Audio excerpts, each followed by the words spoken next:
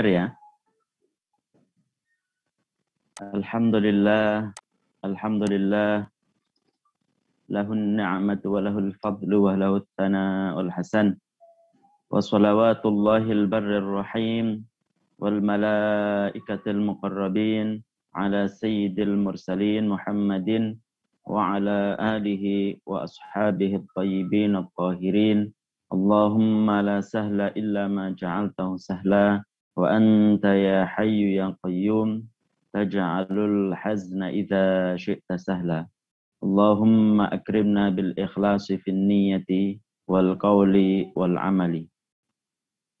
Para jamaah yang dirahmati oleh Allah Subhanahu wa taala, marilah kita bersama-sama membacakan alhamdulillah, memanjatkan puji syukur kepada Allah Subhanahu wa taala karena pada sore hari ini kita masih diberikan kekuatan oleh Allah sehingga kita bisa masih mengikuti kajian online yang alhamdulillah kita sudah mendekati dari bulan Muharram. Semoga kita termasuk orang-orang yang dikehendaki oleh Allah Subhanahu wa taala untuk selalu menjalankan ketaatan untuk mencapai ridho Allah Subhanahu wa taala. Shalawat serta salam semoga tetap tercurahkan kepada baginda Nabi Muhammad sallallahu alaihi wasallam.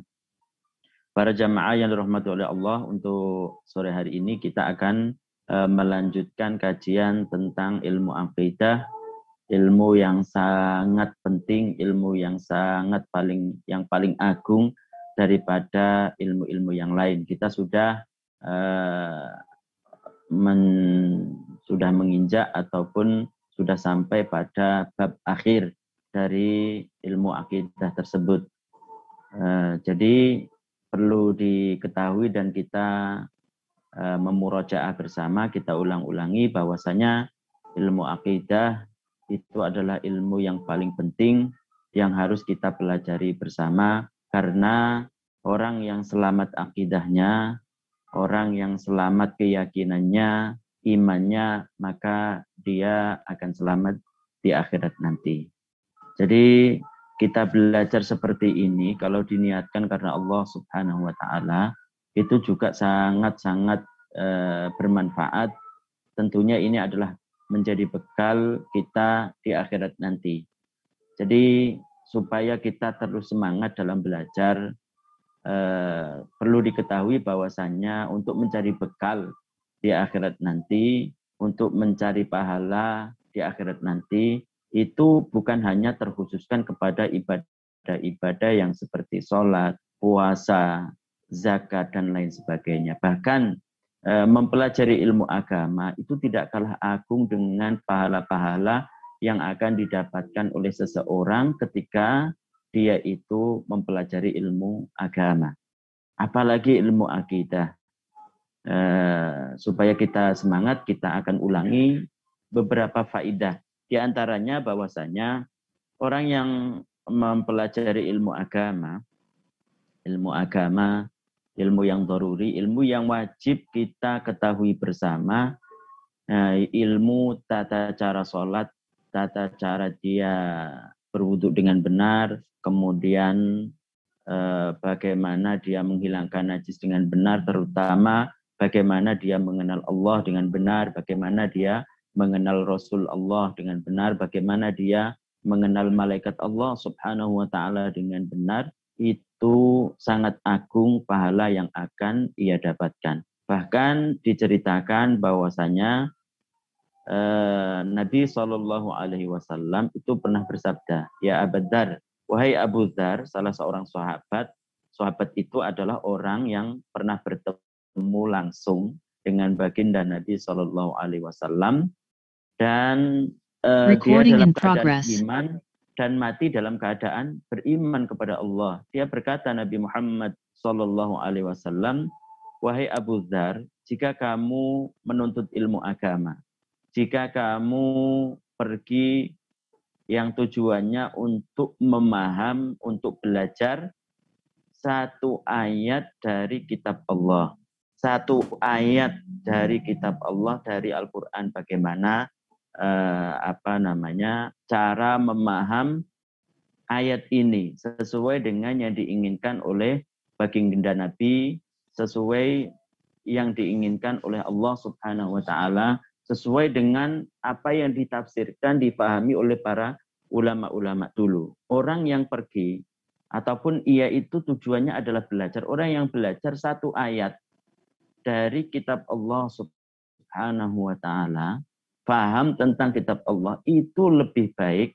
Berarti kalau lebih baik itu lebih banyak pahalanya daripada dia sholat 100 rakaat. Jadi kata Nabi SAW, ya Abadzar, la antag dua fatata'allama ayatan min kitabillahi khairun min antusolliya mi'ata raka'ah. Jadi wahai Abu Dzar, jika kamu pergi ataupun jika kamu belajarnya itu untuk memaham satu ayat. Satu ayat dari kitab Allah Subhanahu wa taala, yaitu Al-Qur'an. Bagaimana memaham kitab Allah, bagaimana memaham satu ayat dari kitab Allah sesuai yang diinginkan oleh baginda Nabi SAW, sesuai yang diinginkan oleh para ulama-ulama, maka itu lebih baik, lebih banyak pahalanya daripada 100 rakaat yang sunnah. Daripada orang sholat 100 rakaat yang sunnah. Kemudian dilanjutkan dalam hadisnya, kalau kamu pergi ataupun kamu belajar untuk memaham satu bab itu seperti bagaimana seseorang cara mandi yang benar, bagaimana cara seseorang itu wudhu dengan benar, bagaimana seorang sholat itu dengan benar, bagaimana cara membersihkan seseorang dirinya dari najis dengan benar. Paham satu bab, itu katanya belajar bagaimana memaham satu bab dari ilmu agama, itu lebih baik, lebih banyak pahalanya daripada 1000 rakaat, daripada sholat 1000 rakaat yang sunnah. Coba bayangkan, siapa di antara kita yang pernah sholat 1000 rakaat sehari semalam? Kan nggak ada. Siapa di antara kita yang pernah sholat umpamanya 500 rakaat? Kan nggak ada. Biasanya memang nggak ada. Alhamdulillah mungkin ada yang seperti ulama-ulama dulu. Alhamdulillah kita bersyukur dan kita doakan senantiasa sehat dan melaksanakan ketaatan, selalu melaksanakan ketaatan kepada Allah. Siapa yang mampu untuk sholat 100 rakaat? Itu nggak ada dari kita. Kadang untuk sholat wajib saja kita masih malas, menunda-nunda. Dan itu kalau menunda-nunda sampai waktu sholatnya itu keluar, sholat zuhur ditunda sampai masuk waktu sholat asar. Maka itu dosa besar kalau tanpa uzur. Tidak ada dari kita itu yang bisa sholat umpamanya mencapai sholat 100 rakaat sehari semalam. 50 rakaat, enggak ada. 20 rakaat umpamanya. Itu mungkin jarang-jarang ada. Janji baginda Nabi SAW. Janji Allah melalui Nabi Muhammad SAW kepada orang yang belajar ilmu agama dan paham satu bab, belajar satu bab, paham tentang satu bab masalah agama, seperti bab bagaimana wudhu dengan benar, itu lebih baik, pahalanya lebih baik, lebih banyak daripada 1000 rakaat, 1000 sholat sunnah 1000 rakaat, daripada sholat sunnah 1000 rakaat. Jadi untuk mencari bekal di akhirat nanti itu tidak hanya sekedar sholat, tidak sekedar orang tersebut puasa sunnah, puasa wajib. Tidak, bahkan lebih agung lagi dikatakan oleh baginda Nabi SAW itu adalah belajar ilmu agama. Belajar ilmu agama. Bahkan diceritakan bahwasanya Nabi SAW juga pernah bersabda, man kharaja fi sabilillahi man kharaja fi talabil ilmi fa huwa fi sabilillah hatta yarji'. Orang yang keluar tujuannya untuk mencari ilmu agama, maka seakan-akan dia seperti orang yang membela agama Allah, berperang dengan orang-orang yang memusuhi agama Allah Subhanahu wa taala, yaitu mati syahid, orang yang syahid. Kenapa? Karena dengan ilmu agama tersebut dia bisa membentengi dirinya dari gangguan-gangguan setan. Seperti halnya orang yang berperang menegakkan agama Allah, dia mempunyai senjata, membela agama Allah, kemudian membunuh orang-orang yang memusuhi Islam. Jadi seperti orang yang mati syahid, orang yang pergi tujuannya untuk menuntut ilmu agama. Itu pahala yang sangat agung, karena salah satu keistimewaan orang yang mati syahid, perlu diketahui, mati syahid yang benar, dan ini perlu ada ilmunya tentu, itu adalah orang tersebut jasadnya tidak termakan oleh tanah, dan ruhnya itu langsung ke surga. Itu kan keistimewaan yang tidak didapat oleh semua orang. Makanya seperti pengajian-pengajian seperti ini, selain juga kita menambah ilmu agama, juga sebagai bekal, mencari bekal di akhirat nanti. Jadi sekali lagi, mencari bekal di akhirat nanti itu tidak sekedar orang itu sholat. Belajar ilmu agama itu juga lebih penting bahkan. Supaya apa? Supaya bisa mengatakan bahwasanya sholat kita itu benar. Jadi sekedar orang sholat tanpa didasari ilmu agama, belum tentu sah sholatnya menurut pandangan-pandangan orang yang belajar ilmu agama. Terutama tentang ilmu yang berkaitan dengan mengenal Allah Subhanahu wa taala, mengenal Rasulnya. Jadi kita lanjutkan bahwasanya kemarin kita sudah menjelaskan tentang ringkasan-ringkasan dari penjelasan yang kita jelaskan, yaitu bahwasanya Allah Subhanahu wa taala itu mempunyai sifat 13 yang wajib diketahui oleh setiap mukallaf.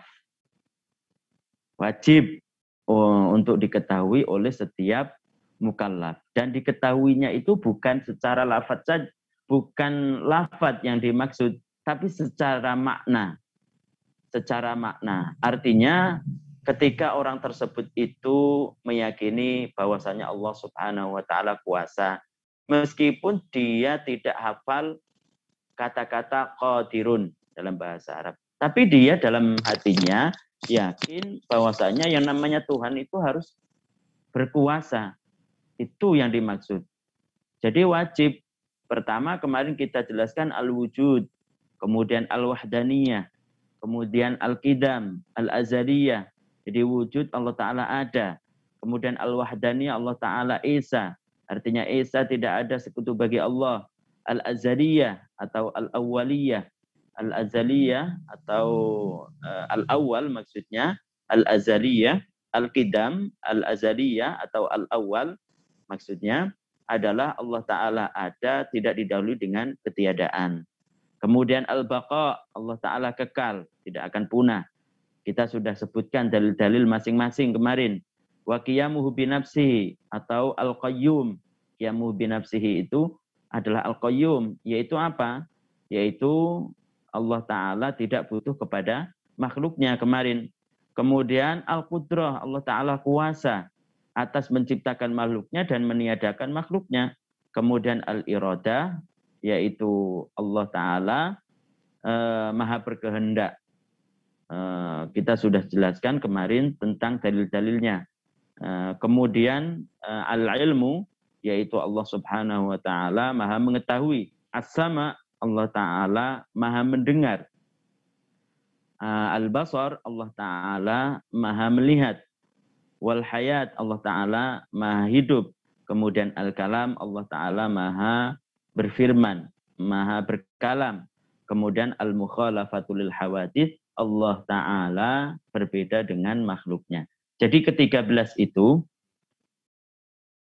ke-13 tersebut wajib diketahui oleh semua orang mukallaf.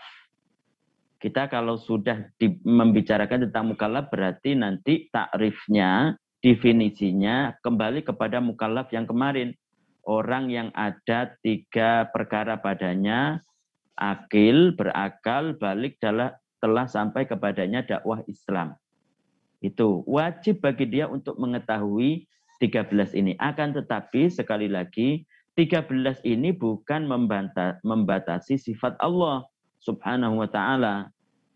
Karena sifat Allah ada yang lebih dari 13 ini. Ada yang lain maksudnya. Intinya semua sifat Allah Subhanahu wa ta'ala, semua nama Allah itu menunjukkan kesempurnaan dan layak bagi Allah Subhanahu wa ta'ala. Kenapa di sini itu disebutkan 13? Atau dalam kitab-kitab yang lain itu adalah 20. Kenapa?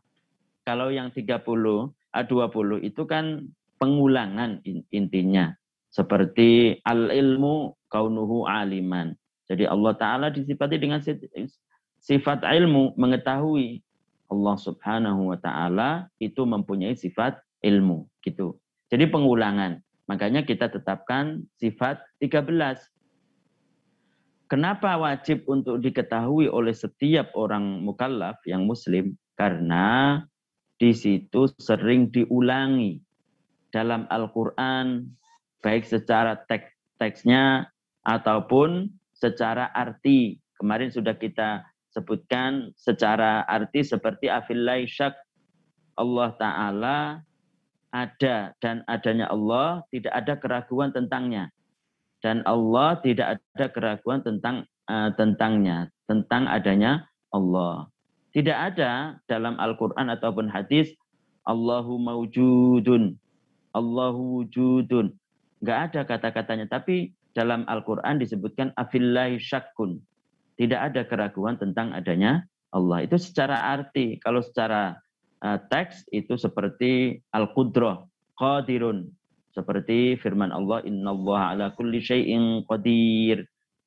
Kemudian secara artis seperti umpamanya dalil tentang bahwasanya Allah Subhanahu wa ta'ala itu tidak membutuhkan kepada makhluknya. Sifatnya adalah qiyamuhu binafsihi.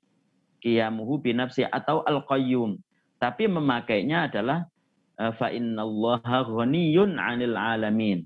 Fa innallaha ghaniyun 'anil 'alamin. Allah Maha tidak membutuhkan kepada makhluknya. Jadi begitu. Jadi 13 ini kenapa di situ wajib bagi kita untuk mengetahuinya, untuk mengetahui itu sekali lagi bukan secara teks, bukan secara lafaz. Wujud, qidam, baqa, qiyamuhu binafsi wal qudrat iradat, ala ilmu sama basar. Bukan itu yang dimaksud. Akan tapi yang wajib itu secara makna. Artinya ketika kayak orang-orang tua dulu kita, itu kan mungkin nggak hafal, mungkin ada yang hafal, ada yang tidak hafal sekali lagi. Di antara mereka mungkin ada yang tidak hafal ketika dikatakan wujud, ketika dikatakan qidam, suruh menyebutkan wujud qidam, ada yang tidak hafal. Akan tetapi mereka ketika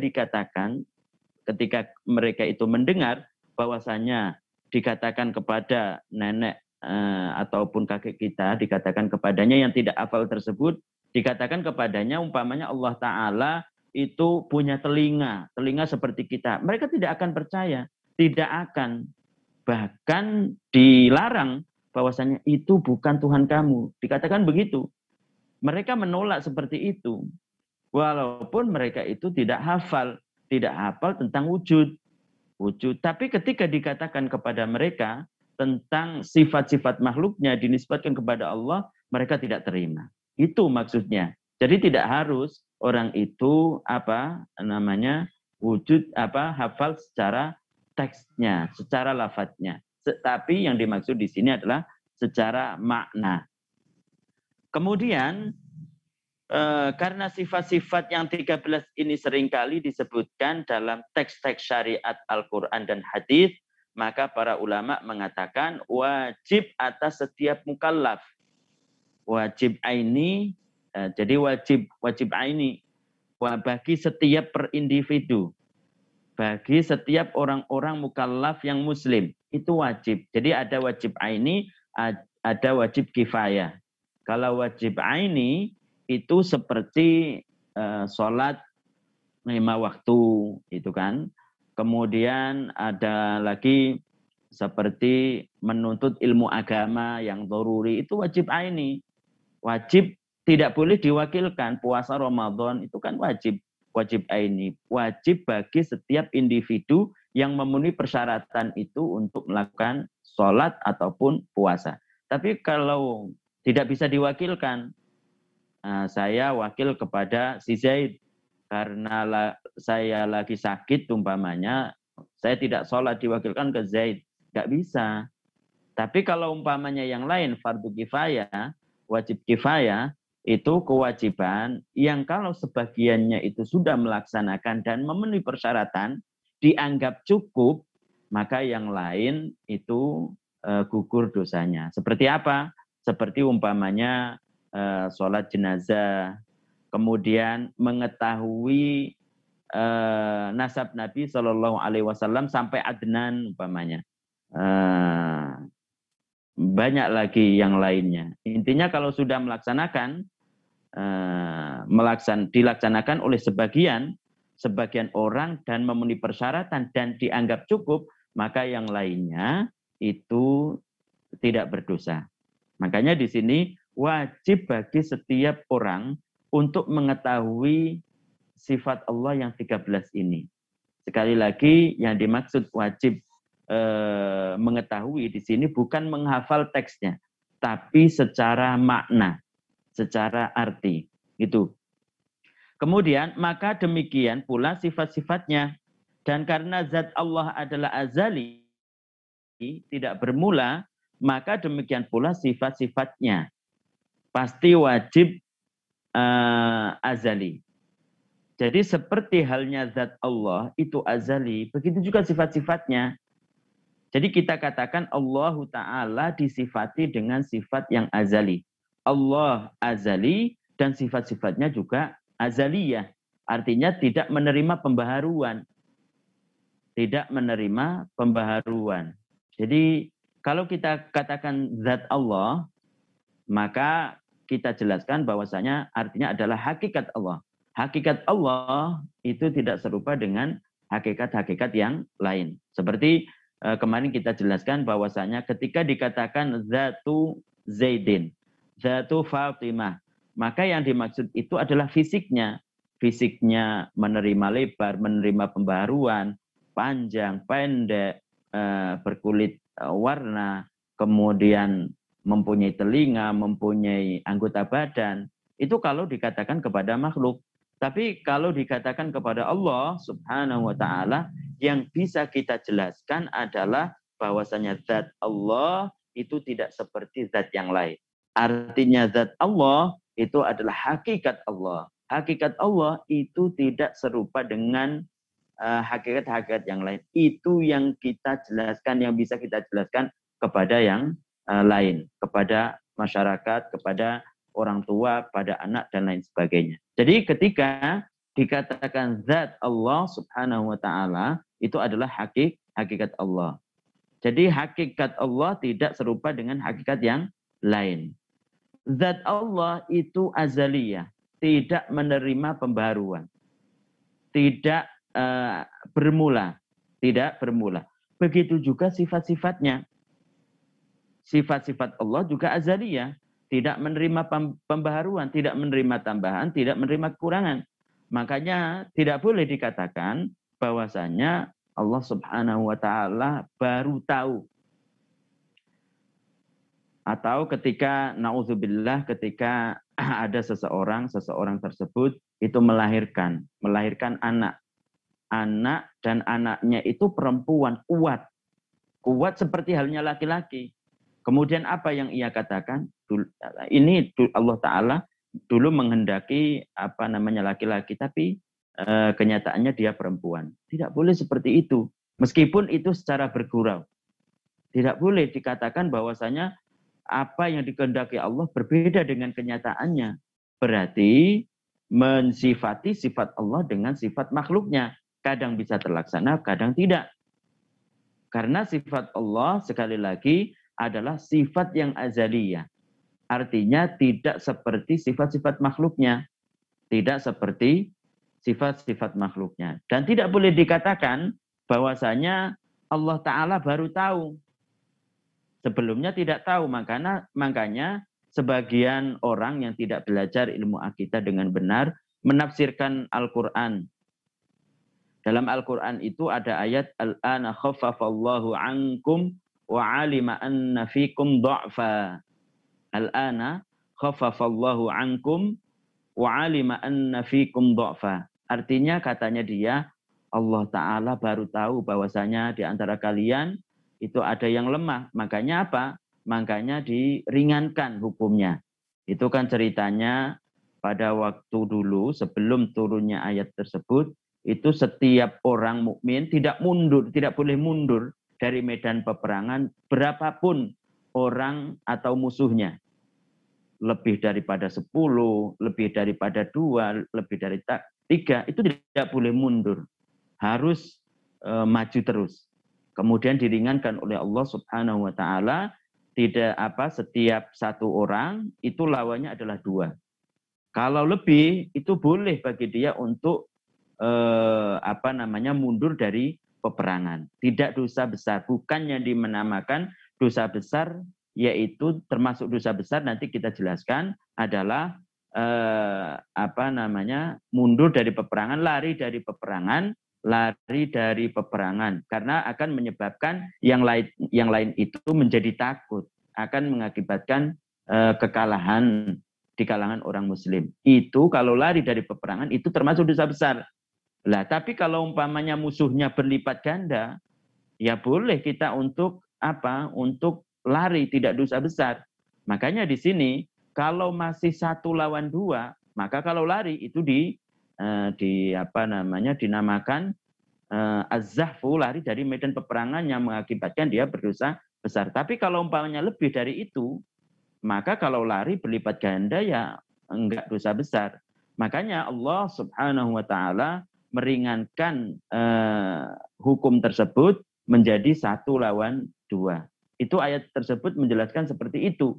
Tapi mengartikannya sebagian orang yang tidak mengerti tentang ilmu agama, terutama ilmu akidah, dia mengartikan apa? Mengartikan Allah baru tahu bahwasanya di antara kalian itu ada yang lemah. Makanya diringankan oleh Allah Subhanahu wa taala. Padahal artinya adalah Allah Ta'ala tahu pada azal bahwasanya di antara kalian itu ada yang lemah. Makanya sekarang kejadian takhfif itu baru turun. Kejadian takhfif meringankan itu baru turun. Diturunkan kepada baginda Nabi Muhammad SAW. Jadi meringankan itu baru turun. Jadi yang baru turun itu adalah takhfifnya. Yang baru itu adalah yang baru muncul ataupun turun kepada Nabi itu adalah meringankannya, bukan pengetahuan Allah, bukan pengetahuan Allah. Kenapa? Karena zat Allah itu azali, tidak menerima tambah, tidak menerima pembaharuan, tidak bermula, begitu juga sifat-sifatnya. Kenapa? Karena kalau dikatakan sifat Allah baru, seperti tadi mengartikan Allah Ta'ala baru tahu, saya juga zatnya begitu. Seperti saya, kadang lupa, sering lupa. Karena apa? Karena saya itu adalah makhluk. Karena saya itu adalah menerima pembaharuan. Karena sifat-sifat yang ada pada diri saya itu baru, berarti saya itu adalah baru. Itu. Jadi intinya pada arti ataupun arti daripada syahadat yang pertama, intinya adalah menetapkan sifat ketuhanan kepada Allah Subhanahu wa taala dan menafikan sifat ketuhanan kepada selain Allah. Itu intinya. Sedikit kata-katanya tapi artinya banyak. Seperti umpamanya ketika ada seseorang mengatakan bahwasanya alam ini ada yang azali. Alam ini ada yang tidak didahului dengan ketiadaan. Berarti menetapkan sifat ketuhanan kepada selain Allah. Karena ada sesuatu yang tidak bermula. Itu kan? Berarti itu menetapkan sifat ketuhanan kepada selain Allah subhanahu wa ta'ala. Berarti orang tersebut itu bertentangan dengan dua kalimat syahadat. Bertentangan dengan syahadat yang pertama. Karena arti dari syahadat yang pertama itu adalah menetapkan sifat ketuhanan. Menetapkan ketuhanan kepada Allah dan menafikan, mentiadakan ketuhanan kepada selain Allah subhanahu wa ta'ala. Seperti umpamanya orang yang mengatakan, meyakini bahwasanya Allah ta'ala ada di atas. Berarti apa? Berarti menetapkan sifat makhluk kepada Allah. Bukan menetapkan sifat ketuhanan kepada Allah subhanahu wa ta'ala. Karena apa? Karena yang namanya Tuhan itu tidak akan butuh. Sesuatu yang butuh kepada tempat berarti itu kan lemah. Yang lemah tidak bisa dijadikan Tuhan. Seperti orang yang mengatakan, meyakini bahwasanya Allah Ta'ala ada di arah kanan, atau di arah kiri, atau di arah depan, atau di arah belakang, atau di arah bawah. Maka orang tersebut berarti menetapkan sifat makhluk kepada Allah. Bukan menyifati Allah dengan sifat ketuhanan. Bukan menyifati Allah dengan sifat ketuhanan. Kenapa? Karena yang namanya ada di kanan, karena ada yang di kiri, sesuatu yang ada di kiri, ada berhadap-hadapan, berhadap-hadapan kayak saya dengan seseorang di depan saya, itu kan berhadap-hadapan. Itu kan sifat saya. Berarti kalau dikatakan itu kepada Allah, berarti dia bukan menetapkan sifat ketuhanan kepada Allah, akan tapi menetapkan sifat makhluk kepada Allah subhanahu wa ta'ala. Seperti orang yang meyakini bahwasanya Allah ada di suatu tempat, ada di hati umpamanya. Allah katanya menyatu dengan makhluknya. Berarti itu kan menyifati Allah dengan sifat makhluknya, bukan menetapkan sifat ketuhanan kepada Allah. Berarti orang yang tersebut itu bertentangan dengan syahadat yang pertama. Orang tersebut berarti telah bertentangan dengan syahadat yang pertama. Jadi sekali lagi bahwasanya arti dari syahadat yang pertama menetapkan ketuhanan, sifat ketuhanan kepada Allah dan menafikan sifat ketuhanan kepada selain Allah subhanahu wa ta'ala. Sifat ketuhanan, wujudnya Allah tidak serupa dengan sesuatu yang ada yang lain. Allah ada, adanya Allah tidak seperti sesuatu yang ada yang lain. Itu dan lain sebagainya yang telah kita jelaskan. Jadi itu kalau orang faham seperti ini, orang faham tentang syahadat yang pertama, tentu dia tidak akan terima kepada orang yang datang kepadanya, kemudian dia membawa ayat, membawa hadis. Ayatnya berbunyi umpamanya, ayatnya berbunyi, Aamintum man fis sama. Tidaklah kalian beriman kepada Allah yang di langit, katanya. Kita katakan, kalau dia belajar, kalau dia paham tentang ilmu akidah, lah langit itu kan buatan Allah. Kenapa Allah Ta'ala butuh kepadanya? Kemudian orang tersebut mengatakan kepada kita, lah kamu tidak percaya tentang ayat ini. Berarti kamu bisa keluar dari Islam. Kita katakan kepadanya, ayatnya benar, tapi pemahamannya yang salah. Itu kita katakan begitu. Kenapa? Karena ayat yang lain mengatakan laisa kamitslihi syai', bahwasanya Allah tidak serupa dengan makhluknya. Kalau dikatakan Allah Ta'ala ada di langit, berarti ayat ini bertentangan. Kalau bertentangan antara satu ayat dengan ayat yang lain, itu bukan dari Allah berarti. Firman itu bukan dari Allah berarti, karena ada bertentangan. Karena dalam Al-Quran sendiri Allah menegaskan, afala yatadabbarunal Qur'ana. Tidaklah kalian berpikir tentang Al-Quran. Afala yatadabbarunal Qur'ana walau kana min 'indi ghairillah lawajadu fi ikhtilafan katsira. Seandainya Al-Quran itu datang dari selain Allah, niscaya akan kamu dapati tentang pertentangan di dalamnya. Karena ini adalah dari Allah, Al-Quran itu dari Allah, kalam Allah subhanahu wa ta'ala, makanya tidak akan ada pertentangan. Kalau dikatakan satu ayat, artinya itu adalah Allah ada di langit, berarti itu bertentangan dengan ayat laisa kamitslihi syai'. Allah tidak serupa dengan makhluknya. Kan langit itu kan bikinan Allah. Kalau dikatakan Allah itu ada di langit, berarti Allah butuh pada bikinannya. Kalau butuh itu lemah, yang lemah itu tidak bisa dijadikan Tuhan. Itu kan sifat kita, sifat yang butuh kepada tetangga, sifat yang butuh kepada saudara, sifat yang butuh kepada orang-orang lain. Kita tidak bisa hidup sendiri, harus butuh kepada tetangga, harus butuh kepada saudara, karena memang sifat dan tabiat manusia itu adalah membutuhkan. Kalau dikatakan Allah Subhanahu wa taala butuh, berarti apa bedanya dengan kita? Kita katakan begitu. Siapapun itu orangnya, entah itu punya sorban. Kalau bertentangan, punya sorban, kemudian songkoknya besar umpamanya, dia berpidato, kemudian penjelasannya bertentangan dengan syahadat yang pertama, seperti mengatakan meyakini Allah Ta'ala bertempat, seperti mengatakan meyakini Allah Subhanahu wa Ta'ala ada di hati, seperti mengatakan meyakini Allah Ta'ala menyatu, seperti mengatakan meyakini Allah Subhanahu wa Ta'ala ada di mana-mana. Karena kata dia, Allah Ta'ala berfirman, wa huwa ma'akum aynama kuntum. Dimanapun kalian berada, disitulah ada Allah. Na'udzubillah. Kemudian ketika kita jawab bahwasanya itu bukan sifat Allah, dia mengatakan kepada kita, kamu berarti tidak percaya dengan Al-Quran. Kita katakan, saya percaya dengan Al-Quran, tapi pemahaman kamu yang tidak kita percaya.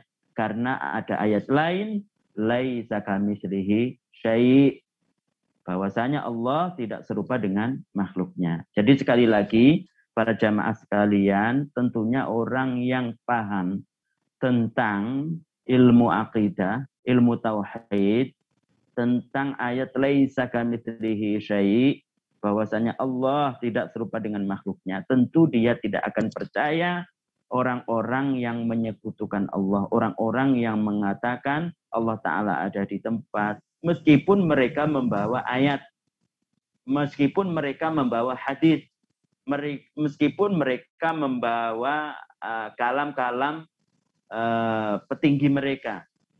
Jadi ingat bahwasanya antara ayat dengan ayat tidak akan saling bertentangan. Antara ayat dengan hadis itu kalau hadisnya benar dari Rasul itu tidak akan bertentangan. Saling mendukung antara satu ayat dengan yang lain. Antara hadis yang sahih itu datang benar-benar datang dari Nabi dengan ayat itu saling mendukung secara artinya.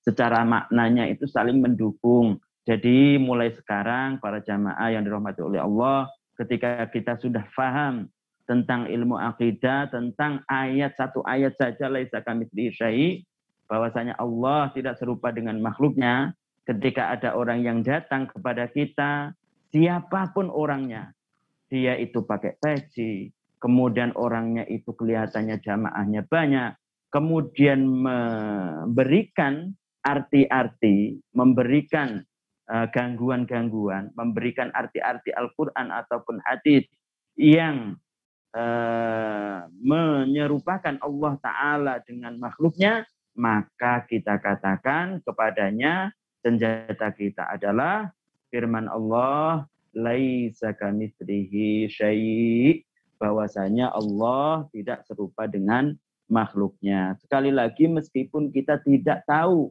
arti persisnya apa, yang penting kalau ayat ataupun hadis itu diartikan dengan pengertian bahwasanya Allah serupa dengan makhluknya, kita ada senjata yaitu firman Allah, kita ada ayat yang tidak akan bisa dikalahkan dengan yang lain, yaitu firman Allah, laisa kamitslihi syai' wa huwas sami'ul basir, bahwasanya Allah tidak serupa dengan makhluknya.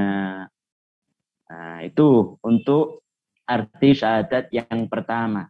Sudah jelas bahwasanya menetapkan ketuhanan kepada Allah dan menafikan, mentiadakan ketuhanan kepada selain Allah Subhanahu wa taala. Kemudian kita lanjutkan syahadat yang kedua. Syahadat yang pertama sudah selesai.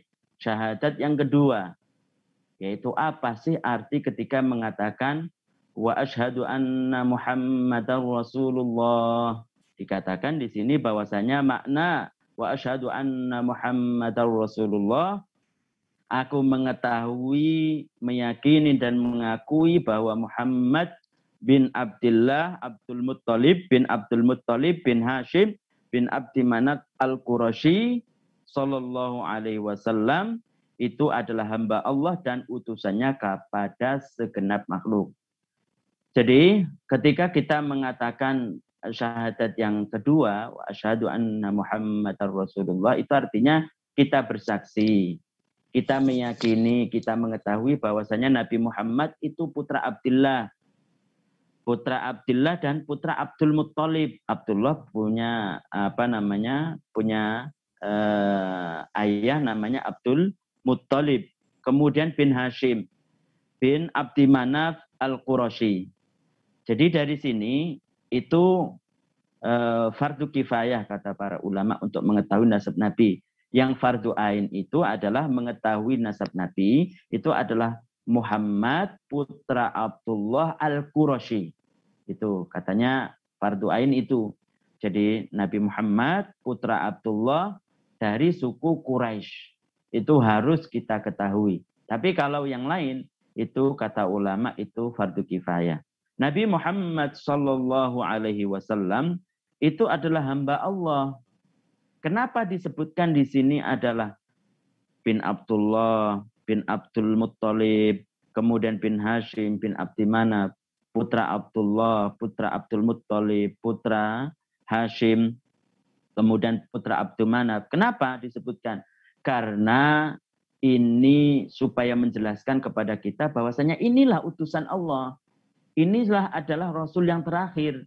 Kenapa? Karena tidak setiap namanya Muhammad itu adalah utusan Allah yang terakhir. Karena dulu itu banyak namanya Muhammad, namanya Ahmad, itu banyak. Tapi Rasul Allah, hamba Allah, utusan Allah yang terakhir, ini adalah ini. Yaitu Muhammad, putra Abdullah, kemudian putra Hashim, putra Abdul Muttalib, putra Hashim, dan putra Abdul Manaf dari suku Quraisy. Itu kegunaannya begitu. Kemudian kita jelaskan bahwasanya Nabi Muhammad SAW itu adalah hamba Allah dan utusan Allah. Utusan Allah kepada semua makhluk. Kepada hambanya, kepada semua makhluk. Yang dimaksud makhluk di sini yang perlu diketahui itu adalah manusia dan jin. Yang dimaksud makhluk di sini adalah manusia dan jin. Karena tidak semua kata-kata makhluk itu artinya adalah semua selain Allah. Yang masuk dalam keberadaan asalnya tidak ada kemudian menjadi ada. Kata-kata alam, kan kemarin kita jelaskan alam, kemudian makhluk, kemudian hadis, itu kan satu kata yang beberapa kata yang mempunyai satu arti. Jadi istilah ilmu tauhid ada hadis, ada makhluk, ada alam. La alam, makhluk ataupun hadis itu apa sih? Kullu ma siwallah. Semua selain Allah itu adalah makhluk. Tapi ketika dikatakan dalam Arab alamin, ketika kita katakan alamin, itu bukan berarti harus artinya ketika di Al-Quran adalah semua selain Allah. Contohnya apa? Contohnya yang ada di sini. Ini dalam Al-Quran itu dijelaskan tentang bahwasanya Nabi SAW diutus kepada alam. Liyakuna lil alamina nadhira. Supaya Nabi Muhammad itu adalah nadhir, memberikan kabar buruk, berita buruk kepada orang-orang yang tidak menjalankan perintah Allah. Orang-orang yang tidak menjauhi larangan Allah Subhanahu wa taala. Itu. Jadi diutus di sini al-alam yang dimaksud itu adalah bukan semua makhluk Allah, akan tapi terkhususkan kepada manusia dan jin. Tidak masuk malaikat. Kenapa? Karena malaikat Allah subhanahu wa ta'ala itu adalah hamba Allah yang mulia. Semuanya wali Allah. Kenapa? Karena mereka tidak ada satupun di antara mereka, para malaikat yang bermaksiat kepada Allah. Mereka mempunyai ikhtiar. Akan tapi ikhtiar mereka itu selalu taat kepada Allah subhanahu wa ta'ala. Ini penting juga. Kemudian diutus Nabi Muhammad, diikuti keyakinan bahwa Nabi Muhammad lahir di kota Mekah. Di kota Mekah dan diutus menjadi seorang Nabi di Mekah. Jadi Nabi Muhammad Sallallahu Alaihi Wasallam itu kota kelahirannya kita semua sudah mengetahui adalah Mekah Al-Mukarramah. Mekah yang mulia, yaitu yang ada Ka'bahnya sekarang. Semoga kita semua diberikan kelancaran sehingga kita bisa menjalankan haji atau umroh ke Mekah ataupun Madinah. Amin amin ya rabbal alamin. Jadi itu Mekah itu adalah kota kelahiran baginda Nabi Sallallahu Alaihi Wasallam. Nabi Muhammad itu dilahirkan di kota Mekah dan diutus itu juga di kota Mekah. Diutus artinya turun kepadanya wahyu, itu maksudnya itu adalah Nabi Muhammad itu berdomisili di kota Mekah. Jadi kan begini, Nabi Muhammad Sallallahu Alaihi Wasallam menerima wahyu itu kan di Gua Hira. Di Gua Hira itu termasuk sudah sudah di luar kota Mekah pada zaman dulu. Tapi sekarang nggak tahu. Kalau dulu itu sudah di luar Mekah. Tapi kenapa kita sebutkan bahwasanya Nabi Muhammad turun kepadanya wahyu, sedangkan beliau itu di Mekah, artinya adalah turun kepadanya wahyu, sedangkan beliau masih berdomisili di kota Mekah. Masih berdomisili di kota Mekah. Karena turunnya itu adalah di Gua Hira. Sedangkan Gua Hira dulu itu sudah keluar dari kota Mekah. Jadi udah di luar batas kota Mekah. Diutus menjadi seorang nabi di Mekah, hijrah meninggalkan Mekah ke Madinah dan dimakamkan di sana. Jadi Nabi Muhammad Shallallahu Alaihi Wasallam hijrah pindah dari kota Mekah menuju kota Madinah. Kebetulan bulan ini adalah bulan Muharram. Kita biasanya memperingati bulan Muharram yang diantara keistimewaan ataupun kejadian-kejadian Muharram tersebut itu adalah hijrahnya baginda Nabi Muhammad Sallallahu Alaihi Wasallam. Insya Allah Yayasan Syahamah itu mengadakan memperingati bulan Muharram, bulan yang baru, bulan 1 Muharram, yaitu di mana di situ ada penjelasan-penjelasan tentang bagaimana Nabi Shallallahu Alaihi Wasallam hijrah dari kota Mekah ke kota Madinah. Mungkin dari para jamaah sekalian setelah mengaji ini bisa menyaksikannya karena penting sekali.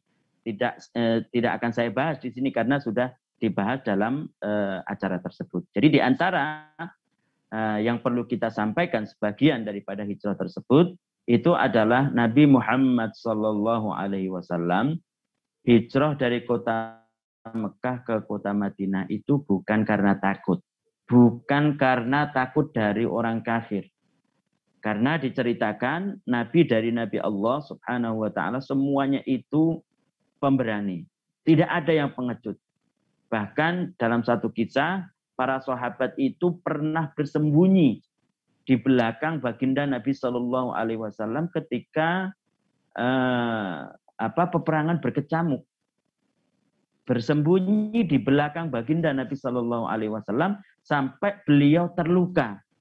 Itu saking beraninya baginda Nabi Shallallahu Alaihi Wasallam. Jadi peristiwa hijrahnya Nabi dari kota Mekah ke kota Madinah itu ialah murni perintah Allah, bukan karena takut dari orang kafir, bukan karena takut, bukan. Akan tapi itu murni dari perintah Allah Subhanahu wa ta'ala. Jadi supaya kita ketahui bersama. Kemudian beliau dimakamkan di sana.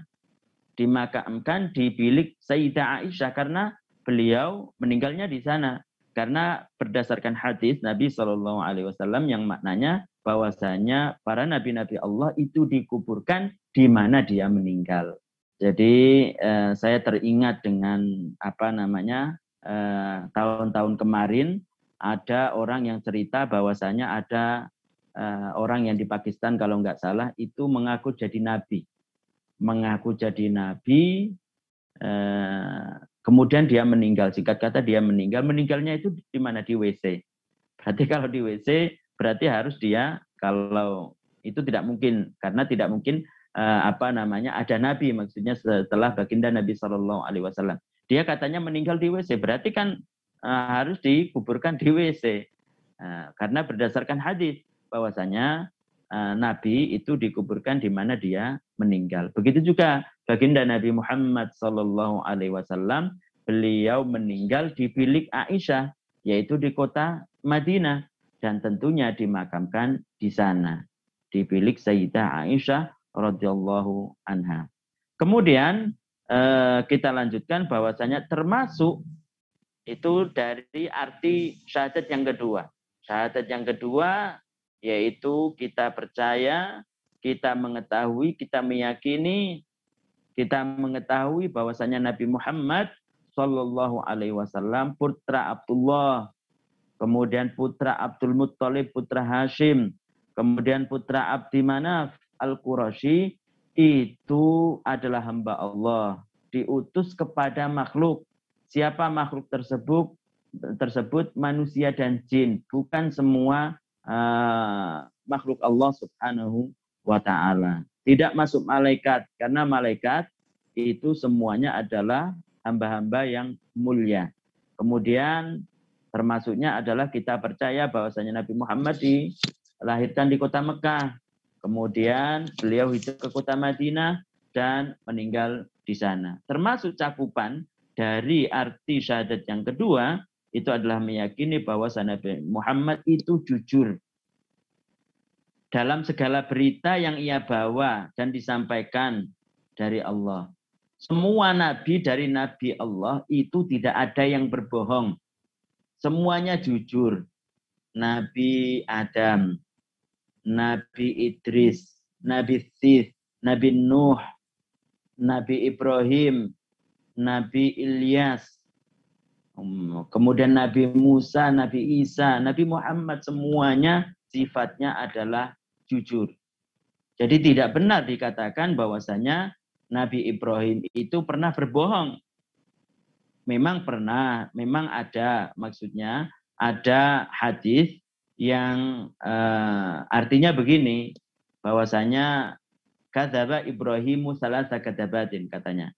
Nabi Ibrahim pernah berdusta 3 kali dustaan. Padahal kata para ulama, hadis tersebut itu tidak benar, tidak sahih. Ataupun ketika benar, itu artinya bukan begitu, bukan berdusta. Berdusta kemarin apa? Berdusta kemarin itu dikatakan dalam bab tasawuf, dalam bab akhlak apa?